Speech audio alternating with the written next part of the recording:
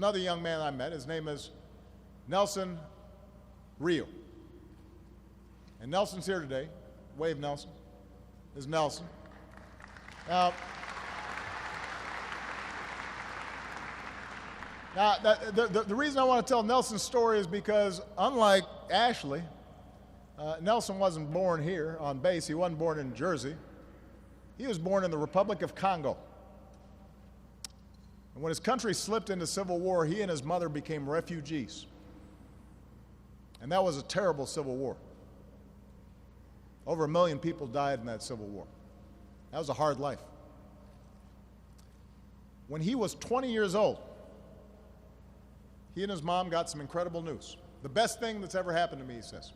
He had the chance to come to America. So they land in Los Angeles, and Nelson said it was like being in a movie. All these glistening buildings and freeways, and they settled in Arizona, and Nelson barely spoke a word of English. So he took high school classes, English, American history. He earned his high school diploma, and then he signed up to serve a country that wasn't even yet fully his own. He raised his hand, took the oath, joined the United States Air Force.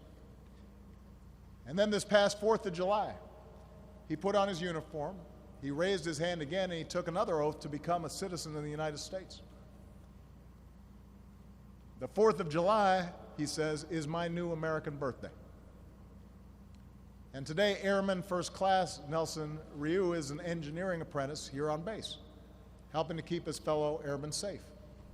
And at 24 years old, he dreams of someday joining the Special Forces. And he says, freedom is the reason why I am in this country and why I wanted to be part of those who sustain that freedom. It's a great feeling to know you're the backbone of the greatest nation on earth. So you think about that. You've got folks whose dads were born on, or who were born on base and who served, going back generations, but then you've got new Americans with that same patriotism,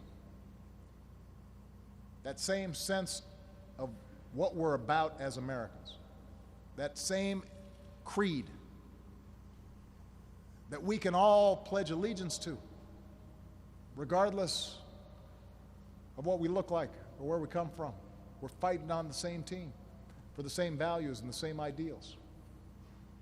So thank you for your patriotism, Nelson. And that's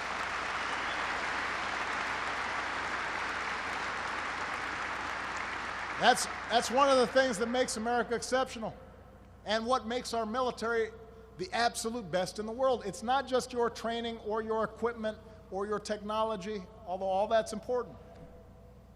What makes us special, what makes us the best is all of you. It's your character and your willingness to say, send me, your dedication to duty and your courage and your readiness to defend our values and our ideals of freedom and liberty, not just for us, but for people all around the world.